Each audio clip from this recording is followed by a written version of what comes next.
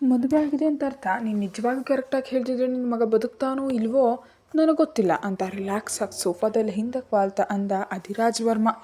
ಆದರೆ ಆತನ ಕಣ್ಣುಗಳಲ್ಲಿ ಕಠಿಣತೆ, ಕ್ರೌರ್ಯ ಕಾಣಿಸ್ತದೆ. ಅಧಿರಾಜ್ ವರ್ಮ ಮಾತುಗಳಿಗೆ ಒಂದೇ ಬಾರಿ ಗಾಬರಿ ಬಿದ್ದುಬಿಟ್ಟ ಆ ಸ್ವಾಮೀಜಿ. ಅಧಿರಾಜ್ ವರ್ಮ ಮಾತಿಗೆ ಭಯದಿಂದ ನಡುತ್ತಾ, ನನ್ನ ಮಗನ ಏನು ಮಾಡ್ತೀರ ಅವನನ್ನು? ನಿಜಕ್ಕೂ ನಿಮ್ಗೇನು ಬೇಕು ಅಂದು ಪಕ್ಕದಲ್ಲಿದ್ದ ಅರುಂಧತಿ ಮತ್ತು ಆರಾಧ್ಯ ಕಡೆ ಭಯದಿಂದ ನೋಡ್ದ. ಕನಿಷ್ಠ ಅವರಿಬ್ಬರಾದರೂ ಅಧಿರಾಜ್ ವರ್ಮಗೆ ಸಮಾಧಾನ ಹೇಳಿ ತನ್ನನ್ನು ಬಿಡಿಸ್ತಾರೋ ಏನು ಅಂತ ಅಂದ್ಕೊಂಡ್ರು. ಆದರೆ ಇಬ್ಬರೂ ಮಾತಾಡಲಿಲ್ಲ. ತಪ್ಪು ಜಾತಕಗಳನ್ನ ಹೇಳಿ ತನ್ನ ಲೈಫ್ ಹಾಳು ಮಾಡೋದಕ್ಕೆ ನೋಡಿದ ಆ ಸ್ವಾಮೀಜಿಯನ್ನು ಕ್ಷಮಿಸುವ ಮನಸ್ಸು ಆರಾಧ್ಯಕ್ಕೆ ಸ್ವಲ್ಪನೂ ಇರಲಿಲ್ಲ. ಆದರೆ ಆತ ಹಾಗೆ ಯಾಕೆ ಮಾಡ್ದ ಅಂತ ತಿಳ್ಕೊಳ್ಬೇಕು ಅಂದ್ಕೊಂಡ್ಳು. ಅಧಿರಾಜ್ ವರ್ಮನನ್ನು ನೋಡ್ತಿದ್ರೆ ಏನೋ ಸಮಥಿಂಗ್ ರಾಂಗ್ ಅಂತ ಕೂಡ ಅಂದ್ಕೊಂಡ್ಳು. ಅರುಂಧತಿ ಕೂಡ ಏನೋ ನಡೀತಿದೆ ಅಂತ ಅಂದ್ಕೊಂಡ್ಳು. ತನ್ನ ಸುತ್ತಲೂ ಇದ್ದು ತನ್ನವರಂತ ಹೇಳ್ಕೊಡೋ ಪ್ರತಿಯೊಬ್ಬರು ಸ್ವಾರ್ಥಿಗಳು, ತಮ್ಮ ಸ್ವಾರ್ಥಕ್ಕಾಗಿ ಏನಾದರೂ ಮಾಡಬಲ್ಲರು ಎಂಬುದು ಅರುಂಧತಿಗೂ ಗೊತ್ತು. ಸ್ವಾಮೀಜಿ ನಂಬಿ ತನ್ನ ಮಗನ ಜೀವನ ಹಾಳು ಮಾಡೋದು ಕೊಟ್ಟದ್ನಲ್ಲ ಎಂಬ ಬೇಸರದಿಂದ ತನ್ನಂತಾನೆ ಅಸಹ್ಯ ಪಟ್ಕೊಂಡ್ಳು ಅರುಂಧತಿ ದೇವಿಯವರು. ಏನು ಮತ್ತೆ ಹೇಳಬೇಕಾ ಅಂತ ನೇರವಾಗಿ ಅಂದ ಅಧಿರಾಜ ವರ್ಮ ಮಾತಿಗೆ. ನಾನು ಹೇಳ್ತೀನಿ ಸರ್, ನನ್ನ ಮಾತು ನಂಬಿ ತಿಳಿದೆ ತಪ್ಪು ಜಾತಕ ಹೇಳಿಬಿಟ್ಟೆ ಅಷ್ಟೇ ಹೊತ್ತು ನಾನು ಬೇಕು ಅಂತ ಏನು ಮಾಡಿಲ್ಲ, ನನ್ನ ಮಗನ ಬಿಟ್ಟುಬಿಡಿ ಅಂತ ಅಧಿರಾಜ್ ವರ್ಮ ಕಾಲಿಗೆ ಬಿದ್ದು ಬೇಡ್ಕೊಳ್ಳೋದಕ್ಕೆ ಸ್ಟಾರ್ಟ್ ಮಾಡ್ದ ಸ್ವಾಮೀಜಿ. ಎದುರಿನವರ ವೀಕ್ನೆಸ್ಸನ್ನು ಕ್ಯಾಚ್ ಮಾಡೋದು ಅಧಿರಾಜ್ ವರ್ಮಗೆ ಚೆನ್ನಾಗಿ ಗೊತ್ತು. ಅದನ್ನೇ ಅಡ್ಡ ಇಟ್ಕೊಂಡು ಅವ್ರನ್ನ ಹೇಗೆ ಒಪ್ಪಿಸ್ಬೇಕು ಎಂಬುದು ಕೂಡ ಗೊತ್ತು. ಈಗ ಆತ ಸ್ವಾಮೀಜಿಯಾಗಿ ಸನ್ಯಾಸಿಯಾಗಿ ಬದಲಾಗಿದ್ದರೂ ತನ್ನ ಕೆಲವು ಆಸೆಗಳು ಇರುತ್ತೆ ತಾನೇ. ಮದುವೆಯಾಗಿ ಮಕ್ಕಳನ್ನು ಹೆತ್ತಿದ್ದಾನೆ, ಅದಕ್ಕೆ ಈಗ ಮಗನ ಹೆಸರು ಹೇಳಿದ ತಕ್ಷಣ ಅಧಿರಾಜ್ ವರ್ಮ ಕಾಲ ಮೇಲೆ ಬಿದ್ದಿದ್ದಾನೆ. ನಿನ್ನ ಮಗನ ಶವ ನೋಡೋವರೆಗೂ ನನಗೆ ನಿಜ ಹೇಳಲ್ಲ ಅಂತ ಅರ್ಥ ಅಂತ ಕೋಪದಿಂದ ಅಂತ ಅವ್ರನ್ನ ಒಳಗಡೆ ಕರ್ಕೊಂಡು ಬನ್ನಿ ಅಂತ ಸ್ವಾಮೀಜಿಯನ್ನು ಕೊಲ್ಲುವಂತೆ ನೋಡ್ತಾ ಅಂದ ಅಧಿರಾಜ್. ಮಗನ ಶವ ಅನ್ನೋ ಅಷ್ಟರಲ್ಲೇ ಗವಗವನ ಕೆನ್ನೆಗಳನ್ನ ಒರೆಸ್ಕೊಳ್ತಾ ಭಯದಿಂದ ನೋಡ್ತಿದ್ದಾನೆ ಸ್ವಾಮೀಜಿ. ಇಷ್ಟಲ್ಲೊಬ್ಬ 8 ವರ್ಷದ ಹುಡುಗನನ್ನ ಕರ್ಕೊಂಡು ಬಂದ ದಾಸ್. ಆ ಹುಡುಗನ್ನ ನೋಡುತ್ತೆ ಸ್ವಾಮೀಜಿ ಶರೀರವೆಲ್ಲ ನಡುಗ್ ಹೋಯಿತು. ಅಪ್ಪ ಅಂತ ಗಟ್ಟಿಯಾಗಿ ಕಿರ್ಸ್ತಾ ಸ್ವಾಮೀಜಿ ಹತ್ರ ಬರೋದಕ್ಕೆ ಹೋದ ಆ ಹುಡುಗನನ್ನು ಹಿಡಿದು ನಿಲ್ಲಿಸ್ತಾ ದಾಸ್. ಮಗನ ಆ ಅರ್ಚುವಿಕೆಯನ್ನು ನೋಡುತ್ತಲೇ ಕುಗ್ಗು ಹೋಗಿ, ನಾನೆಲ್ಲ ಹೇಳ್ತೀನಿ, ನನ್ನ ಮಗನನ್ನು ಬಿಟ್ಟುಬಿಡಿ ಅಂತ ಬೇಡಿಕೊಳ್ಳೋದಕ್ಕೆ ಸ್ಟಾರ್ಟ್ ಮಾಡ್ದ ಸ್ವಾಮೀಜಿ.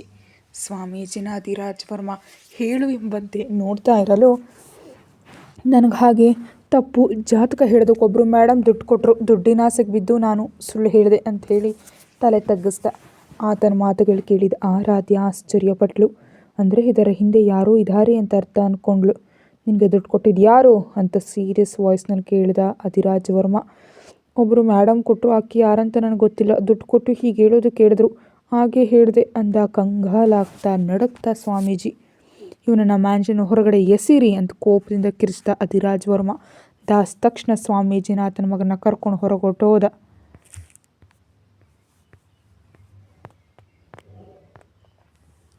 ಸ್ವಾಮೀಜಿ ಮಾತುಗಳು ಕೇಳಿದ ಅರುಂಧತಿ ಆರಾಧ್ಯ ಇಬ್ಬರು ಡೀಪ್ ಶಾಕ್ನಲ್ಲಿದ್ದಾರೆ. ನಿಜಕ್ಕೂ ಇಷ್ಟೆಲ್ಲ ಯಾರು ಮಾಡಿಸಿದಾರೋ ಸ್ವಲ್ಪನೂ ಐಡಿಯಾ ಇಲ್ಲದೆ ಫುಲ್ ಕನ್ಫ್ಯೂಷನಲ್ಲಿದ್ದಾರೆ ಪಾಪ.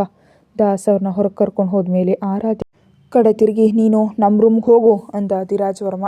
ಆತನ ಮಾತಿಗೆ ಗಾಬರಿ ಬಿದ್ದು ಹಾಂ ಅಂತ ಎದ್ದು ನಿಂತಳು. ರೂಮ್ಗೆ ಹೋಗೋದಕ್ಕೆ ಹೊರಟು ಆರಾಧ್ಯಳನ್ನು ನಾನು ಮಾತಾಡೋದನ್ನು ಮರೆಯಲ್ಲಿ ನಿಂತು ಕೇಳಿದೆ, ಡೈರೆಕ್ಟಾಗಿ ರೂಮ್ಗೆ ಹೋಗು ಅಂತಿದ್ದಂತೆ ಸಣ್ಣದಾಗಿ ತಲೆ ಚಚ್ಕೊಳ್ತಾ, ನಾನೇನು ಕೇಳ್ತಿಲ್ಲ ಅಂತ ಪೌರುಷದಿಂದ ಹೇಳಿ ಫಾಸ್ಟಾಗಿ ತನ್ನ ರೂಮ್ಗೆ ಹೊಟ್ಟು ಹೋದ್ಲು ಆರಾಧ್ಯ. ನಿಜಕ್ಕೂ ನಾನು ಮಾಡೋ ಪ್ರತಿಯೊಂದು ಕೆಲಸ ಈ ಡೆವಿಲ್ಗೆ ಹೇಗೆ ತಿಳಿಯುತ್ತೋ ನನಗೆ ಅರ್ಥ ಆಗ್ತಿಲ್ಲವಪ್ಪ ದೇವರೇ ಅಂತ ಅಂದ್ಕೊಳ್ತಾ ಬೆಡ್ ಮೇಲೆ ಕೂತು ಪ್ರಶಾಂತವಾಗಿ ಉಸಿರು ತೆಗೆದುಕೊಳ್ತಾ, ಅಂದರೆ ಆ ಸ್ವಾಮೀಜಿ ಹೇಳಿದ್ದೆಲ್ಲ ನಿಜವಾಗಿಯೂ ಸುಳ್ಳು, ಹಾಗಾದರೆ ಖಂಡಿತವಾಗಿ ನನ್ನ ಮಕ್ಕಳು ಹುಡ್ತಾರೆ, ಹೆಂಗಿದ್ರು ನನ್ನ ಡೆವಿಲ್ ತುಂಬ ಗ್ರೇಟ್ ಅಂತ ಆರಾಧ್ಯಕ್ಕೆ ಕೆಳಗೆ ಅಧಿರಾಜ್ ವರ್ಮ ಬಿಹೇವಿಯರ್ ನೆನಪಾಗುತ್ತಲೇ ಕೆನ್ನೆಗಳು ಕೆಂಪಗಾಗಿ ಕಂದು ಹೋದು. ಅಷ್ಟರಲ್ಲೇ ಸ್ವಾಮೀಜಿ ಮಾತುಗಳು ಕೂಡ ನೆನಪಿಗೆ ಬಂದು, ಅಂದರೆ ನಮ್ಮಿಬ್ಬರನ್ನ ಬೇರೆ ಪಡಿಸೋದಕ್ಕೆ ನೋಡಿದಾರಾ? ಒಬ್ಬ ಮಹಿಳೆ ದುಡ್ಡು ಕೊಟ್ಟು ಹೇಳಿಸಿದಾಳೆ ಅಂದರೆ ಖಂಡಿತವಾಗಿ ನಮ್ಮ ಸುತ್ತಮುತ್ತ ಇರೋರೆ ಯಾರೋ ಮಾಡಿರ್ತಾರೆ. ಆದರೆ ಯಾರು ಅಂತ ಇಷ್ಟರವರೆಗೂ ತಮ್ಮ ಲೈಫ್ನಲ್ಲಿ ಬಂದು ಪ್ರತಿಯೊಬ್ಬ ಹುಡುಗಿ ಬಗ್ಗೆ ಆಲೋಚಿಸೋದಕ್ಕೆ ಸ್ಟಾರ್ಟ್ ಮಾಡಿದ್ಲು ಆರಾಧ್ಯ. ಆರಾಧ್ಯಳನ್ನು ರೂಮ್ ಕಳಿಸೋದು ನೋಡೋ ಅಧಿರಾಜ್ ವರ್ಮ ತನ್ನ ಜೊತೆ ಏನೋ ಮಾತಾಡ್ಬೇಕು ಅಂದ್ಕೊಂಡಿದ್ದಾನೆ ಅಂತ ಆಲೋಚಿಸಿದ್ಲು ಅರುಂಧತಿ. ನಾನು ಆರಾಧ್ಯ ಬಗ್ಗೆ ತಪ್ಪಾಗಿ ಮಾತಾಡಿದ್ದಕ್ಕೆ ನಿನಗೆ ಕೋಪ ಬಂದಿದೆ ಅಂತ ಅರ್ಥ ಆಯಿತು ಅಧಿರಾಜ್. ನೀನು ನನ್ನ ಜೊತೆ ಏನಾದರೂ ಹೇಳಬೇಕು ಅಂತ ಅಂದ್ಕೊಂಡಿದ್ಯಾ ಅಂತ ಕೇಳಿದ್ಲು. ನಿಜವಾಗಿಯೂ ನೀವು ತುಂಬ ತಪ್ಪು ಮಾಡಿದಿರಿ. ಮನೆ ಸೊಸೆ ಅಂದರೆ ದಣಿದು ಹೋಗೋ ಪ್ರತಿಯೊಂದು ಕೆಲಸ ಮಾಡಬೇಕಾದ ಅವಶ್ಯಕತೆ ಇಲ್ಲ. ನಿಜಕ್ಕೆ ನೀವು ಅವಳಿಗೆ ಕೆಲಸಗಳು ಕಲಿಸ್ಲಿಲ್ಲ, ಒಂದು ರೀತಿಯಲ್ಲಿ ಹಿಂಸಿಸಿದಿರಿ. ನಿನ್ನ ಸೊಸೆಯನ್ನು ಹಿಂಸಿಸಿದೀಯಾ ಅಂದರೆ ನಿನ್ನ ಮಗನನ್ನು ಕೂಡ ಹಿಂಸಿಸಿದಂತೆ. ಇದು ನಿನಗೆ ನಿಜಕ್ಕೂ ಹೇಗೆ ಅರ್ಥ ಆಗಲಿಲ್ಲ ಅಂತ ಕೇಳಿದ ಅಧಿರಾಜ್ ವರ್ಮ. ಅಧಿರಾಜ್ ಮಾತುಗಳನ್ನ ಕೇಳಿದ ಅರುಂಧತಿ ಎಕ್ಸ್ಪ್ರೆಷನ್ಸ್ ಬದಲಾಗೋದವು. ಈ ವಿಷಯವನ್ನು ಅಧಿರಾಜ್ ಇಷ್ಟೊಂದು ಸೀರಿಯಸ್ ಆಗಿ ತೆಗೆದುಕೊಳ್ತಾನೆ ಅಂತ ಆಕೆ ನಿಜವಾಗ್ಲೂ ಅಂದ್ಕೊಂಡಿರಲಿಲ್ಲ.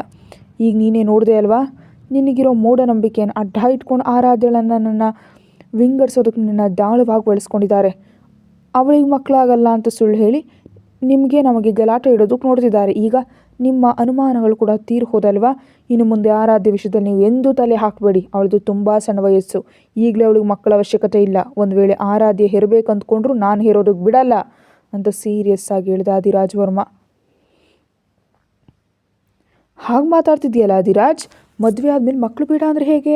ಆರಾಧ್ಯ ಬಗ್ಗೆ ಆಲೋಚಿಸಿ ಲೇಟಾಗಿ ಮಕ್ಕಳು ಬೇಕು ಅಂದ್ಕೊಂಡ್ರೆ 4 ಜನ ನಿನ್ನ ಬಗ್ಗೆ ಏನು ಅಂದ್ಕೊಳ್ತಾರೆ ಅಂತ ಕೇಳಿದ್ಲು ಅರುಂಧತಿ ದೇವಿ. ಇದು ನನ್ನ ಡೆಸಿಷನ್, ಇದು ಫೈನಲ್ ಅಂದ ಅಧಿರಾಜ್ ವರ್ಮ. ಇದಕ್ಕೆ ಆರಾಧ್ಯ ಅವಳಿಗೆ ಸಂಬಂಧ ಇಲ್ಲ ಎಂಬಂತೆ ಮಾತಾಡ್ದ. ನೀನು ಅವಳಿಗಾಗಿ ನಿನ್ನ ಲೈಫನ್ನು ಎಷ್ಟು ತ್ಯಾಗ ಮಾಡ್ತೀಯೋ, ಈಗಾಗಲೇ ನಿನ್ನ ಜೀವನದಲ್ಲಿ ತುಂಬ ಆನಂದಗಳನ್ನು ಕಳೆದುಕೊಳ್ತಿದೀಯಾ. ಈ ರೀತಿಯಲ್ಲಿ ಕೃತಜ್ಞತೆ ತೋರಿಸ್ಕೊಳ್ಳೋದು ಅವಶ್ಯಕತೆಯಾ ಅಂತ ಬೇಸರದಿಂದ ಕೇಳಿದ್ಲು ಅರುಂಧತಿ. ನಾನೇನು ಮಾಡಬಾರ್ದು ತಪ್ಪೇನು ಮಾಡ್ತಿಲ್ವಲ್ಲ, ನನ್ನ ಯಾರು ಬಲವಂತ ಕೂಡ ಮಾಡ್ತಿಲ್ಲ. ಆರಾಧ್ಯ ಅಂದರೆ ನನಗಿಷ್ಟ, ನಾನು ಮದುವೆ ಆಗಿದ್ದೀನಿ, ಐ ಆಮ್ ಫೈನ್ ನಾವ್ ಅಂದ. ಹುಡುಗಿ ಅಂದರೆ ನಿನಗೆ ಪ್ರೀತಿ ಇದೆ, ಆದರೆ ಆಕೆ ನಿನಗೆ ಎಂಥ ಪ್ರೀತಿ ಕೊಡಬಲ್ಲಳು ಅಂತ ಕೇಳಿದ ಅರುಂಧತಿ ಮಾತುಗಳಿಗೆ, ಅವಳು ಮಾತ್ರ ನನಗೆ ಸ್ವಚ್ಛವಾದ ಪ್ರೀತಿ ಕೊಡಬಲ್ಲಳು, ಇನ್ನೆಲ್ಲೂ ಕೂಡ ಸಿಗಲ್ಲ ಅಂತ ಸೀರಿಯಸ್ ಆಗಂದ ಅಧಿರಾಜ್ ವರ್ಮ. ಬೆಡ್ರೂಮ್ನಲ್ಲಿ ಕೂತು ಕೆಳಗೆ ಅಧಿರಾಜ್ ವರ್ಮ ಅರುಂಧತಿ ಏನು ಮಾತಾಡ್ಕೊಳ್ತಿದ್ದಾರೆ ಅಂತ ಡೀಪಾಗಿ ಆಲೋಚಿಸ್ತಿದ್ದಾಳೆ. ಆರಾಧ್ಯ ನಿಜಕ್ಕೂ ಅವ್ರು ಮಾತಾಡ್ಕೊಳ್ಳೋದನ್ನು ಕೇಳಬೇಡ ಅಂತ ಹೇಳೋದಕ್ಕೆ ಈ ಡೆವಿಲ್ಗೆ ಏನು ಹಕ್ಕಿದೆ? ಕಳ್ಳಮುಖದವನು. ನಾನು ಮಾಡೋ ಪ್ರತಿಯೊಂದು ಕೆಲಸ ಪತ್ತೆ ಹಚ್ಚಿಬಿಡ್ತಾನೆ.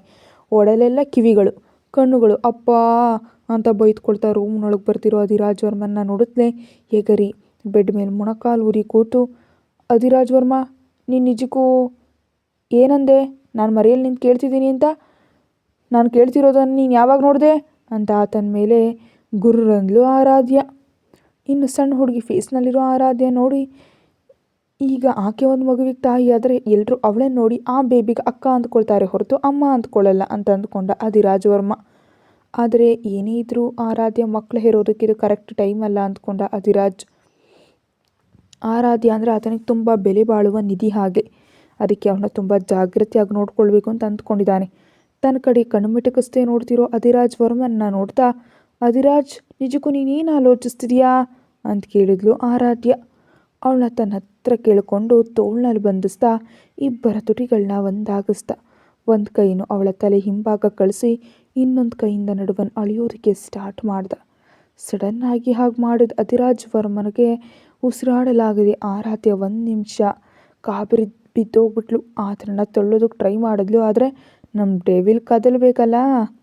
ಕಂಗಾಲಾಗಿ ಉಸಿರು ತೆಗೆದುಕೊಳ್ತಿರೋ ಅವಳನ್ನ ನೋಡಿ ಸ್ವಲ್ಪ ಬಿಟ್ಟು ತುಟಿಗಳಿಂದ ಅವಳು ಕುತ್ತಿಗೆ ಮೇಲೆ ಸವರ್ತಾ, ನೈಟ್ ಮಾಡಿದ ಕೆಲಸವನ್ನು ಮತ್ತೆ ಕಂಟಿನ್ಯೂ ಮಾಡೋಣ ಅಂತ ಆಲೋಚಿಸ್ತಿದ್ದೀನಿ ಅಂತ ಅಸ್ಕಿ ವಾಯ್ಸ್ನಲ್ಲಂದ. ಆ ಮಾತು ಕೇಳಿದ್ಲೆ ಆತನಿಂದ ಬಿಡಿಸ್ಕೊಂಡು ಹಿಂದಕ್ಕೆ ಹೋಗ್ತಾ, ನಿಜಕ್ಕೂ ಏನು ಮಾತಾಡ್ತಿದ್ಯಾ ನೀನು? ಇದು ಡೇ ಟೈಮ್. ಅಧಿರಾಜ್ ವರ್ಮ ಸ್ವಲ್ಪ ನಾಚಿಕೆ ಇಲ್ವಾ ಅಂತ ಕೆಂಪಗಾಗಿ ಕಂದು ಹೋದ ಮುಖದಿಂದ ಕೇಳಿದ್ಲು ಆರಾಧ್ಯ. ತನ್ನ ಐಬ್ರೋಸ್ ರೈಸ್ ಮಾಡ್ತಾ, ಇದಕ್ಕೆ ಹಬ್ಬಗಳು, ಒಳ್ಳೆ ದಿನಗಳು, ಟೈಮ್ ಕೂಡ ನೋಡ್ತಾರಾ ಅಂದ ಅಧಿರಾಜ್. ಅಧಿರಾಜ್ ವರ್ಮ ಕಣ್ಣುಗಳಲ್ಲಿ ಕಾಣಿಸ್ತಿರೋ ತುಂಟುತನಕ್ಕೆ ಒಂದೊಂದು ಹೆಜ್ಜೆ ಹಿಂದಕ್ಕಿಡ್ತಾ, ನೀನು ನೈಟ್ ಎಲ್ಲ ನನ್ನನ್ನು ಎದುರಿಸೋದಕ್ಕೆ ಬಿಡಲಿಲ್ಲ ತಾನೇ ಅಂತಿರೋ ಆರಾಧ್ಯ ಮಾತಿಗೆ, ಆ ಊಟ ನಂಗೆ ಸಾಕಾಗಲಿಲ್ಲ ಅಂದ ಹಸ್ಕಿ ವಾಯ್ಸ್ನಲ್ಲಿ ಅಧಿರಾಜ್ ವರ್ಮ. ಅವಳನ್ನ ಹಿಡಿಯೋದಕ್ಕೆ ಬರ್ತಿರೋ ಅಧಿರಾಜ್ ವರ್ಮನನ್ನು ನೋಡ್ತಾ ಹಿಂದಕ್ಕೆ ಹೋಗ್ತಾ, ನಾನೇನಾದರೂ ಚಿಕನ್ನ ಮಟನ್ನ ತಿಂದು ಮುಗಿಸೋಕೆ ಅಂತ ಬಿಗ್ ಮುಖ ಹಾಕಿದ್ಲು ಆರಾಧ್ಯ. ಆರಾಧ್ಯ ಫೇಸ್ನಲ್ಲಿನ ಎಕ್ಸ್ಪ್ರೆಷನ್ಸ್ ನೋಡಿ ಪ್ರೀತಿಯಿಂದ ಮುಂದೆ ಬಂದ ಅಧಿರಾಜ್ ವರ್ಮ, ಸರಿ ಸ್ವಾಮೀಜಿ ಆಶ್ರಮಕ್ಕೆ ಹೋಗಿ ಇನ್ನೂ ಡೇಟಾ ಕಲೆಕ್ಟ್ ಮಾಡಬೇಕಾದ ಅವಶ್ಯಕತೆ ಇದೆಯಾ ಅಂತ ಕೇಳಿದ ದಾಸ್. ಅಧಿರಾಜ್ನ ನೋ ನೀಡ್ ಅಂತ ಹೇಳಿ ದಾಸ್ ಕೊಟ್ಟ ಡೀಟೇಲ್ಸ್ ಚೆಕ್ ಮಾಡ್ತಿದ್ದಾನೆ ಅಧಿರಾಜ್. ಸ್ವಾಮೀಜಿಗೆ ದುಡ್ಡು ಕೊಟ್ಟು ಮ್ಯಾನೇಜ್ ಮಾಡಬೇಕಾದ ಅವಶ್ಯಕತೆ ಒಂದು ವಸುಂಧರಾಗ ಹೊರತು ಬೇರೆ ಯಾರಿಗೂ ಕಾಣಿಸ್ತಿಲ್ಲ. ನನಗೆ ಆಕೆ ಮೇಲೆ ಡೌಟ್ ಆಗಿದೆ ಅಂತಂದ ಅಧಿರಾಜ್. ಅದಕ್ಕೂ ಮೀರಿ ತನ್ನ ಫ್ಯಾಮಿಲಿ ಮ್ಯಾಟರ್ಸ್ ದಾಸ್ ಮುಂಚೆ ಡಿಸ್ಕಸ್ ಮಾಡೋದಕ್ಕೆ ಇಷ್ಟಪಡಲಿಲ್ಲ ಅವನು. ಫ್ಯಾಮಿಲಿಯಲ್ಲಿ ಎಲ್ಲರೂ ಒಂದೇ ಟೈಪ್ ಅನಿಸುತ್ತೆ, ಒಬ್ರಿಗೂ ನಿಮ್ಮ ಮೇಲೆ ಒಳ್ಳೆ ಒಪಿನಿಯನ್ ಇಲ್ಲ ಅಂತಂದ ದಾಸ್. ಆ ಫ್ಯಾಮಿಲಿ ಮ್ಯಾಟರ್ ಒಟ್ಟಾರೆ ಹೇಗೆ ಕ್ಲೋಸ್ ಮಾಡಲಿದೆಯಾ ದಾಸ್ ಅಂತ ಅಂತಿರೋ ಅಧಿರಾಜ್ ವರ್ಮ ಕಣ್ಣುಗಳಲ್ಲಿ ಕ್ರೌರ್ಯ ಕಾಣಿಸ್ತು.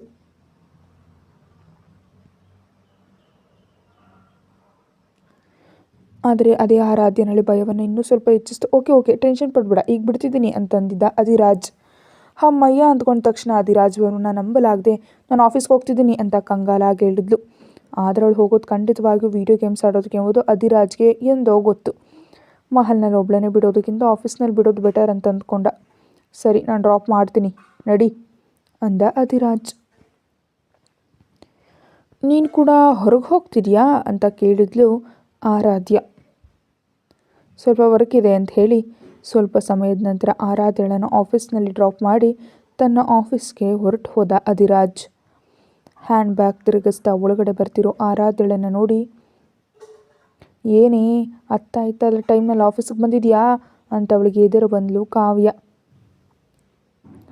ನನ್ನಂಥ ವರ್ಕ್ ಹಾಲಿಕ್ಸ್ ಆಫೀಸ್ಗೆ ಬರ್ತಿದ್ರೆ ಹೇಗೆ ಅಂತ ಆನ್ಸರ್ ಹೇಳಿದ ಆರಾಧ್ಯಳನ್ನು ಮೇಲಿಂದ ಕೆಳಗಿನವರೆಗೂ ನೋಡುತ್ತಾ, ನಿಜಕ್ಕೂ ನಿನ್ನನ್ನು ಕದಲಿಸಿದ್ದಕ್ಕೆ ನಿನಗೊಂದು ನಮಸ್ಕಾರ ತಾಯಿ ಅಂತ 2 ಕೈ ಮುಗಿದು ದಂಡ ಇಡ್ತಾ, ಫಸ್ಟ್ ನನ್ನ ಚಪ್ಪಲಿ ತೊಗೊಂಡು ನಾನು ಹೊಡ್ಕೋಬೇಕು, ಮನೆಯಲ್ಲಿ ಏನು ತೋರಿಸ್ದೆ ಬರ್ತಿದ್ದೀನಿ ಅಂತ ಹೇಳ್ಬೋದು ತಾನೇ, ವರ್ಕ್ ಅದು ಇದು ಅಂದರೆ ಒಂದು ಕಲ್ಲು ತೊಗೊಂಡು ನನ್ನ ತಲೆ ಮೇಲೆ ನಾನೇ ಹೊಡ್ಕೋಬೇಕು ಅನಿಸುತ್ತೆ ಅಂತ ಇರಿಟೇಟ್ ಆದಳು ಕಾವ್ಯ. ಕಾವ್ಯಳನ್ನು ಕೊಲ್ಲುವಂತ ನೋಡ್ತಾ, ಈಗ ನಾನು ಆಫೀಸಿಗೆ ಬಂದರೆ ನಿಜಕ್ಕೂ ನಿನಗೆ ಬಂದು ಪ್ರಾಬ್ಲಮ್ ಆದರೂ ಏನು ಕಳಮುಖದವಳೆ ಅಂತ ಕೇಳಿದ್ಲು.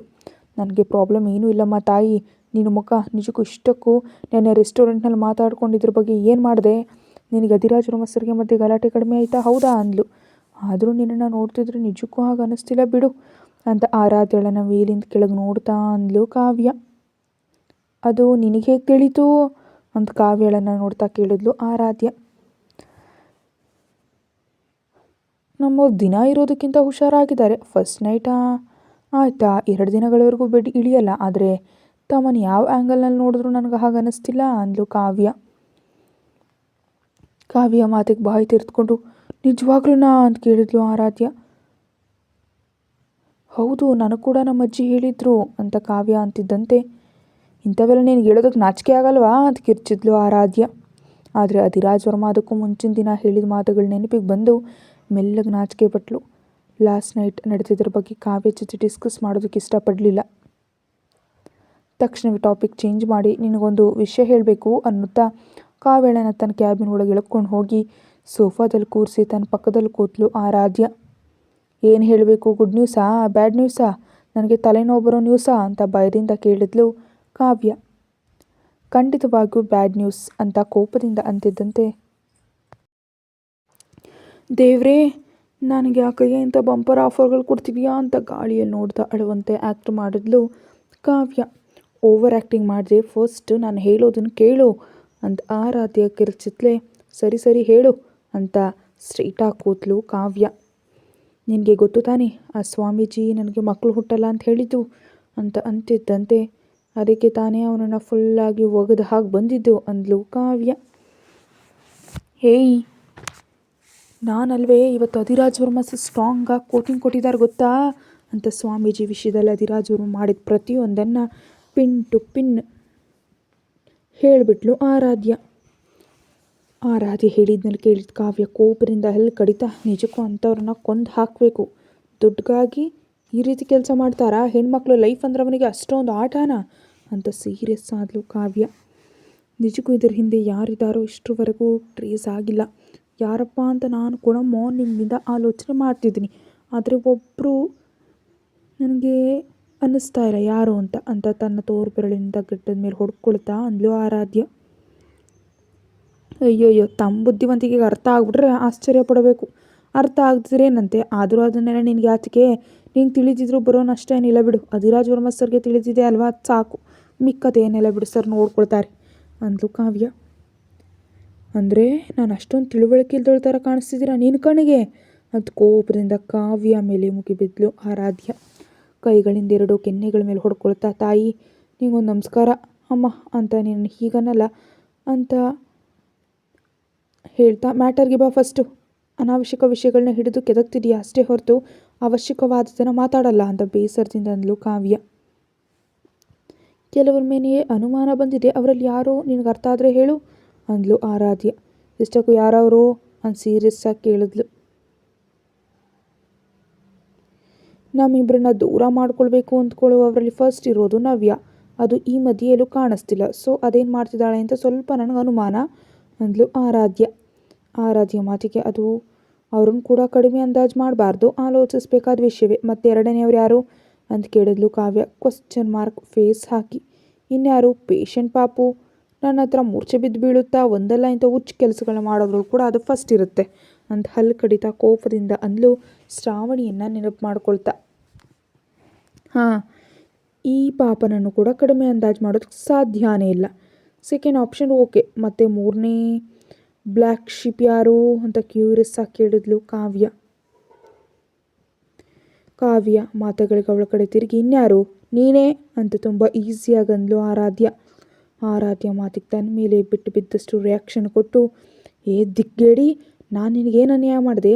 ಅದೇ ಲಿಸ್ಟ್ನಲ್ಲಿ ನನ್ನನ್ನು ಕೂಡ ಸೇರ್ಪಡೆ ಮಾಡಿದ್ಯಾ ಅಂತ ಆಶ್ಚರ್ಯ, ಅಳು, ಕೋಪ ಎಲ್ಲವೂ ಸೇರಿದ ಎಕ್ಸ್ಪ್ರೆಷನ್ಸ್ನಿಂದ ಕಿರ್ಚುತ್ತಲೇ ಕೇಳಿದ್ಲು ಕಾವ್ಯ. ಕಾವ್ಯ ಅರ್ಚಾಟಕ ಆರಾಧ್ಯ ಕಿವಿಗಳನ್ನ ಮುಚ್ಕೊಳ್ತಾ, ಅಬ್ಬಾ ಗಲಾಟೆ ಮಾಡಬೇಡ, ನಾನು ನನಗೆ ತಿಳಿದವ್ರನ್ನ ಮಾತ್ರ ಕೌಂಟ್ ಮಾಡ್ತಿದ್ದೀನಿ, ನೀನೇನೋ ಮಾಡಿದ್ಯಾ ಅಂತ ಅಲ್ಲ ಬಿಡು ಅಂತ ಕಿರಿಕಿರಿಯಿಂದ ಅಂತಿದ್ದಂತೆ ಹಲ್ಲು ಕಟಕಟ ಕಡಿತಾ, ನಾನು ನಿನ್ನ ಫ್ರೆಂಡ್ ಅಷ್ಟೇ ಹೊರತು ಅಧಿರಾಜ್ ವರ್ಮ ಸರ್ನಿಗೆ ಲೈನ್ ಹಾಕೊಳ್ಳಲ್ಲ, ನೀನು ನನ್ನ ತೆಗೆದಾಕ ಲಿಸ್ಟಿಂದ ಅಂತ ಭದ್ರಕಾಳಿಯಾಗಿ ಉರಿದು ಹೋದ್ಲು ಕಾವ್ಯ. ನೀನು ಅಂತಿರೋ ಹಾಗೆ ಅಧಿರಾಜ್ ವರ್ಮ ಹಿಂದೆ ಬೀಳೋ ಲೇಡೀಸ್ ಕೌಂಟ್ ಮಾಡಬೇಕಂದ್ರೆ ಒಟ್ಟು ಈ ಸಿಟಿಯಲ್ಲಿರೋ ವೋಟರ್ ಲಿಸ್ಟ್ ಪೂರ್ತಿಯಾಗಿ ನಮ್ಮ ಕೈಲಿ ಇರಬೇಕು ಅಂತ ನೀರಸವಾಗಂದ್ಲು ಆರಾಧ್ಯ. ಪಾಪ ಆರಾಧ್ಯ ಮಾತಿಗೆ ತಲೆ ಚಚ್ಕೊಳ್ತಾ, ಹಬ್ಬ ದೇವರೇ, ಟಾಪಿಕ್ ಡೈವರ್ಟ್ ಮಾಡೋದ್ರಲ್ಲಿ ಎಲ್ಲಿಂದಲೋ ಎಲ್ಲಿಗೋ ಆಲೋಚಿಸೋದ್ರಲ್ಲಿ ನಿನ್ನಂತರ ಯಾರಾದರೂ ನಿಜಕ್ಕೂ ಇದಾರ? ನಿನ್ನನ್ನು ತಡ್ಕೊಳ್ತಿರೋದಕ್ಕೆ ನಿಜವಾಗಿಯೂ ಅಧಿರಾಜ್ ವರ್ಮ ಸರ್ಗೆ ನಮಸ್ಕಾರ ಮಾಡ್ಬೇಕು ತಾಯಿ ಅಂತ ಕಿರಿಕಿರಿಯಿಂದ ಅಂತ. ಇಷ್ಟಕ್ಕೂ ಊಹೆ ಮಾಡ್ತಿರೋ ಈ ಇಬ್ಬರಲ್ಲಿ ಅತಿ ಹೆಚ್ಚು ಡೌಟ್ ಯಾರ ಮೇಲಿದೆ ಅಂತ ಕಾವ್ಯ ಅನುಮಾನದಿಂದ ಕೇಳಿದ್ಲು. ಖಂಡಿತವಾಗಿಯೂ ಆ ಶ್ರಾವಣಿ ಕೆಲಸ ಆಗಿರುತ್ತೆ ಅಂತ ನಂಬಿಕೆ ಅಂದ್ಲು ಆರಾಧ್ಯ. ಆರಾಧ್ಯ ಮಾತಿಗೆ ಆಲೋಚಿಸ್ಲೆ, ಅಷ್ಟೊಂದು ನಂಬಿಕೆಯಿಂದ ಹೇಗೆ ಹೇಳ್ತೀಯ ಅಂತ ಕೇಳಿದ್ಲು. ಆಲೋಚಿಸಿದವಳಿಂದ ಕಾವ್ಯ ಕಡೆ ತಿರುಗಿ, ಒಂದು ಬಾರಿ ನೀನೇ ಸರಿಯಾಗಿ ಆಲೋಚಿಸೆ, ನಿಜಕ್ಕೂ ಈ ಗಲಾಟೆಯಲ್ಲಿ ಇಲ್ಲಿಂದ ಸ್ಟಾರ್ಟ್ ಆಯಿತು. ಅಧಿರಾಜ್ ವರ್ಮ ಅವ್ರ ಮದರ್ ಹತ್ರ ತಾನೇ ನಿಜಕ್ಕೂ ಆಕೆಗೆ ಇಲ್ಲದ ಆಲೋಚನೆ ಕೊಟ್ಟಿದ್ದು ಯಾರು? ಶ್ರಾವಣಿ ಮತ್ತು ಆ ವಸುಂಧರಾ ಅತ್ತೆಯವರು ಮಕ್ಕಳ ಟಾಪಿಕ್ ತರದೇ ಇದ್ದಿದ್ರೆ ನಿಜಕ್ಕೂ ಅತ್ತೆಯವ್ರಿಗಿಂತ ಆಲೋಚನೆ ಬರ್ತಾನೆ ಇರಲಿಲ್ಲ. ಒಂದು ಬಾರಿ ಸ್ವಾಮೀಜಿನ ಮೀಟ್ ಮಾಡಿ ಅಂತ ಪುಲ್ಕ ಇಟ್ಟೋರು ಅವರೇ, ಆದರೆ ಖಂಡಿತವಾಗಿಯೂ ಹಿಂದೆ ಏನೋ ಗೇಮ್ ಪ್ಲ್ಯಾನ್ ಮಾಡಿರ್ತಾರೆ ಅಂತ ಅನಿಸ್ತಿದೆ ಅಂದ್ಲು ಆರಾಧ್ಯ. ಆರಾಧ್ಯ ಮಾತಿಗೆ ದೀರ್ಘವಾಗಿ ಆಲೋಚಿಸ್ತಾ, ನೀನು ಹೇಳೋದ್ರಲ್ಲಿ ಕೂಡ ನಿಜ ಇದೆ, ಅಷ್ಟೊಂದು ಸುಲಭವಾಗಿ ತಳ್ಳ ಹಾಕೋದಕ್ಕೆ ಸಾಧ್ಯ ಇಲ್ಲ ಬಿಡು ಅಂದ್ಲು ಕಾವ್ಯ.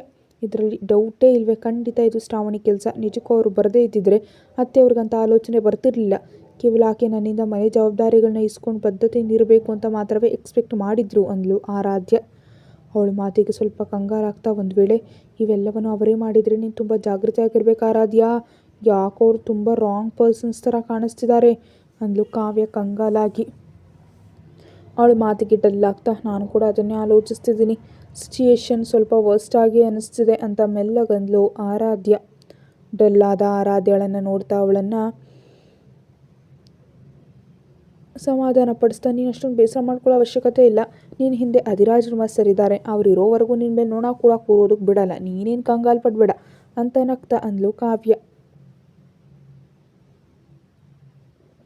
24 ಗಂಟೆಯೂ ನನ್ನನ್ನೇ ಎಂಟ್ಕೊಂಡಿದ್ರೆ ನೋಣ ಸೊಳ್ಳೆಗಳು ಕೂರೋದಕ್ಕೆ ಚಾನ್ಸಲ್ಲಿದೆ ಅಂತ ಮನಸ್ಸನ್ನ ನಗುಮುಖ ಹಾಕ್ಕೊಳ್ತಾ, ಹೌದು, ತಾನು ಇರ್ಲಾಗ ಯಾವುದೇ ಅಪಾಯಗಳು ನನ್ನ ಹತ್ರ ಬರೋದಕ್ಕೆ ಬಿಡಲ್ಲ ಅಂತ ಟೇಬಲ್ ಡೆಸ್ಕ್ ಮೇಲೆ 2 ಕೈಗಳಿಟ್ಟು ಮಲಗೋದಕ್ಕೆ ತಲೆ ಬಾಗಿಸ್ತಾ ಹಾಂ ಅಂತ ಸಣ್ಣದಾಗಿ ಕಿರ್ಚಿದ್ಲು ಆರಾಧ್ಯ. ತನ್ನ ಇದೇ ಹತ್ರ ಸಣ್ಣದಾಗಿ ಸವರ್ಕೊಳ್ತಿರೋ ಆರಾಧ್ಯಳ ನೋಡಿ, ಏನಾಯ್ತೆ, ಏನಾದರೂ ಪ್ರಾಬ್ಲಮ್ಮಾ ಅಂತ ಕಂಗಾಲಾಗಿ ಕೇಳಿದ್ಲು. ಆರಾಧ್ಯ ತನ್ನ ಕೈಯಿಂದ ಅಧಿರಾಜ್ ವರ್ಮ ಮಾಡಿ ಸಿಹಿಯಾದ ಗಾಯಗಳನ್ನ ತಡೆಕೊಳ್ತಾ ತಲೆ ತಗ್ಸಿ ನಾಚಿಕೆ ಪಡ್ತಾ, ಪ್ರಾಬ್ಲಮ್ ಏನಿಲ್ಲ ಬಿಡು, ಡೆಸ್ಕ್ ತಗಲ್ತಷ್ಟೇ ಅಂತ ಕವರ್ ಮಾಡಿದ್ಲು. ಆಗ ಹೇಗೆ ತಗಲಿಸ್ಕೊಂಡಿಯೇ ಹುಚ್ಚುಮುಖದ್ದೆ ಅಂತ ಆರಾಧ್ಯ ಮೇಲೆ ಕಿರ್ಚ್ತಿರುವಾಗಲೇ ಡೋರ್ ನಾಕ್ ಮಾಡಿ ಒಳಗಡೆ ಬಂದು ಸುಕನ್ಯಾ. ಇಬ್ಬರು ಅವಳ ಕಡೆ ನೋಡಿದ್ರು. ಆರಾಧ್ಯ ಮೇಡಮ್, ನಿಮ್ಮನ್ನು ಭೇಟಿಯಾಗೋದಕ್ಕೊಬ್ಬರು ಬಂದಿದ್ದಾರೆ, ಒಳಗಡೆ ಕಳಿಸ್ಬೇಕಾ ಅಂತ ವಿನಯದಿಂದ ಕೇಳಿದ್ಲು ಸುಕನ್ಯಾ. ಅವಳ ಮಾತಿಗೆ ಯಾರು ಅನ್ನುವಂತೆ ಒಬ್ಬರ ಮುಖ ಒಬ್ಬರು ನೋಡಿಕೊಂಡ್ರು. ಕಾವ್ಯ ಸುಕನ್ಯಾ ತಿರುಗಿ, ಯಾರು ಬಂದಿದ್ದಾರೆ, ಹೆಸರು ಏನಾದರೂ ಹೇಳಿದ್ರಾ ಅಂತ ಕೇಳಿದ್ಲು. ಪ್ರತಾಪ್ ಅವರ ಎಕ್ಸ್ ಗೆಳತಿ ಶ್ರೀಲೀಲಾ ಮೇಡಮ್ ಬಂದಿದ್ದಾರೆ. ಶ್ರೀಲೀಲಾ ಮೇಡಮ್ ಬಂದಿದ್ದಾರಾ ಅಂತ ಎಕ್ಸೈಟ್ ಆಗ್ತಾ ಅಷ್ಟು ಡಲ್ಲಾಗಿ ಆರಾಧ್ಯಕ್ಕೆ ಸ್ಟಡಿಲ್ಲ ಅಂದ್ರೆ ಆಗಿ ಬರಲ್ಲ ಅಂತ ನೆನಪಿಗೆ ಬಂದು ಅವಳ ಕಡೆ ತಿರುಗಿ, ನೀನು ಈಗ ಆಕೆನ ಒಳಗಡೆ ಬರೋದಕ್ಕೆ ಬಿಡಲ್ಲ ತಾನೇ ಅಂತ ಕೋಪದಿಂದ ಕೇಳಿದ್ಲು ಕಾವ್ಯ. ಹೌದು, ಈಗೇನಂತೆ ಅಂತ ಆ್ಯಟಿಟ್ಯೂಡ್ನಿಂದ ಅಂತಿರೋ ಆರಾಧ್ಯಳನ್ನು ನುಂಗ್ ಹಾಕುವಂತೆ ನೋಡಿದ್ಲು ಕಾವ್ಯ. ಕತೆ ಮುಂದುವರಿಯುತ್ತೆ. ಹೆಚ್ಚಿನ ವೀಡಿಯೋಗಾಗಿ ಚಾನಲ್ಗೆ ಮೆಂಬರ್ಶಿಪ್ ತೊಗೊಂಡು ವೀಡಿಯೋ ನೋಡಿ. Thank you.